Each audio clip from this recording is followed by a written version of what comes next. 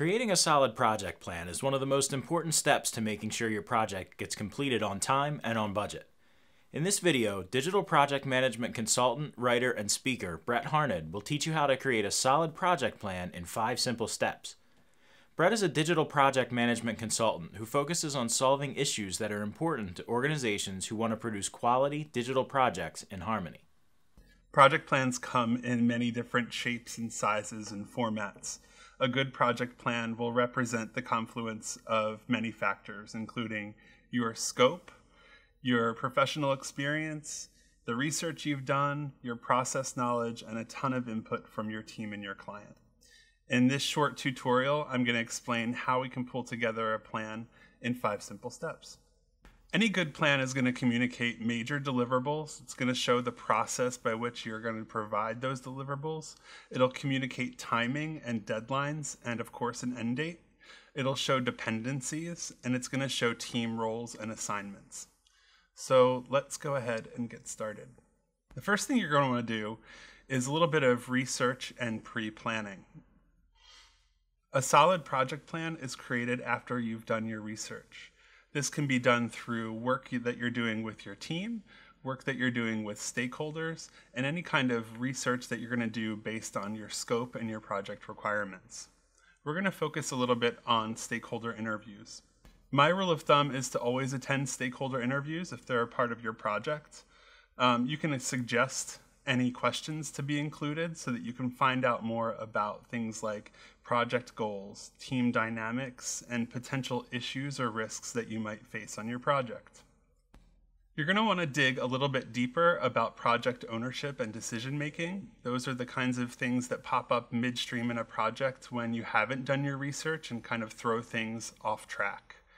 You're going to want to talk to your project PM on your client team about stakeholder interest and savvy. This will help you to understand just how well or smoothly a project will run through its process. It'll also tell you how much education you need to do with your clients. You're also going to want to talk about key dates or potential outages. So if your clients are going on big corporate meetings or holidays or anything like that. You're going to want to talk about similar projects and the rate of success that your clients have seen on those projects and try to apply some of the findings that they had on those projects to your project. And you're going to want to talk about your preferred modes of communication. So you're going to want to talk about how you'll message one another, if you're going to do weekly status calls, and all of those good things. All of these things are going to impact your project plan. The other thing you want to do internally is to know your team. Knowing your team is important on a number of levels, but most importantly, knowing who's responsible for what and when. You're going to want to figure out what the expertise is on your team, what team members' interests are, so that will help you determine who will work on what. Also talk about collaboration and how people on your team can get together to work together to produce deliverables. And then you want to talk about timing and other project assignments. You definitely want to consider other projects that people are working on because those assignments can get in the way of the project that you're planning. So the more pre-planning you can do to rule those things out, the better off you'll be long term. TeamGantt is web-based project scheduling made simple and beautiful. And because it's cloud-based, there's no software to install and your data is automatically backed up.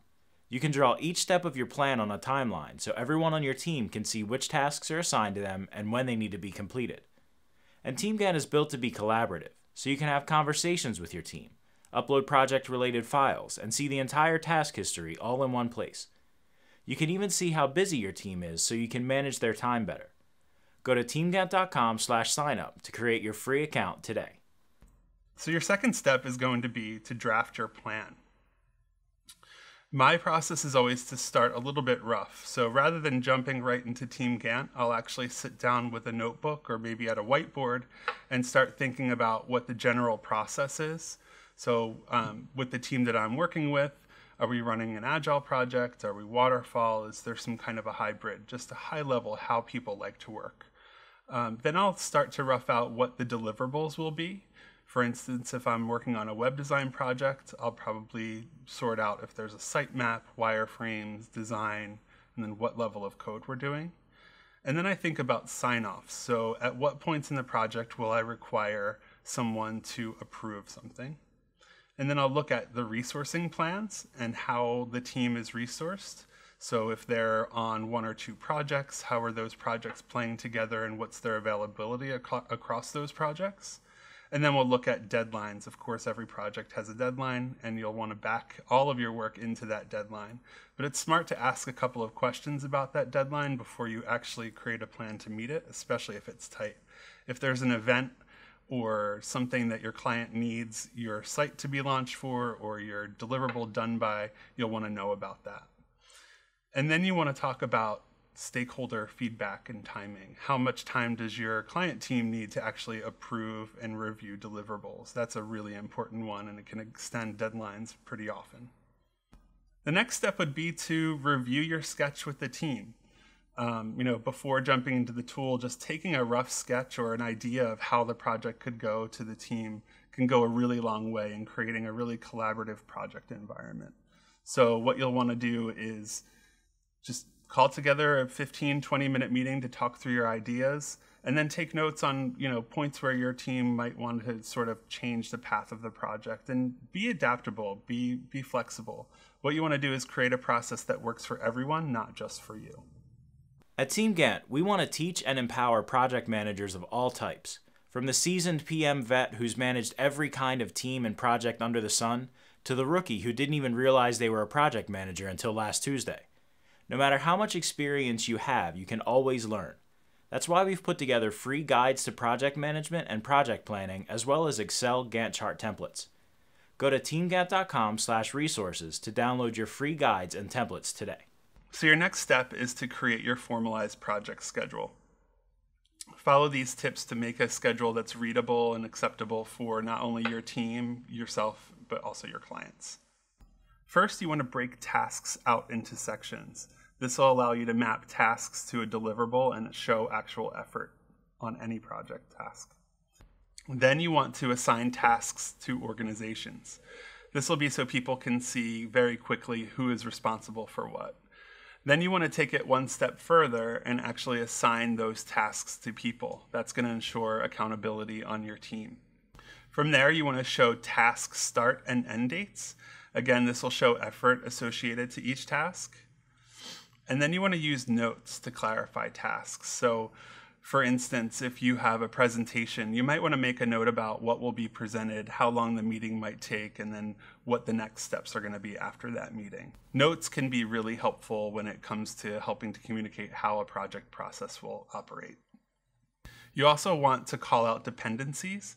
This ensures that people understand the decision-making process and how those decisions could impact potential changes on the project. The next step is going to be to confirm, present, and then confirm your plan again. Sounds tricky, but it's super simple. So first you want to present to your team again. Once you've got your plan in a more formal format, you're going to want to show that to your team, because chances are once you've moved it into a format that shows actual dates, things might change. And you want to confirm dates with your team to make sure that things aren't falling on dates where they'll be out or they're responsible for something else. Plus, it'll look more formal and people will spend more time actually looking at it and digging deeper into the details. Next, you want to present your plan to your clients. You can either send a link to the plan or present a PDF to them. Either way, you'll want to follow it up with a call so that you can walk them through the plan line by line.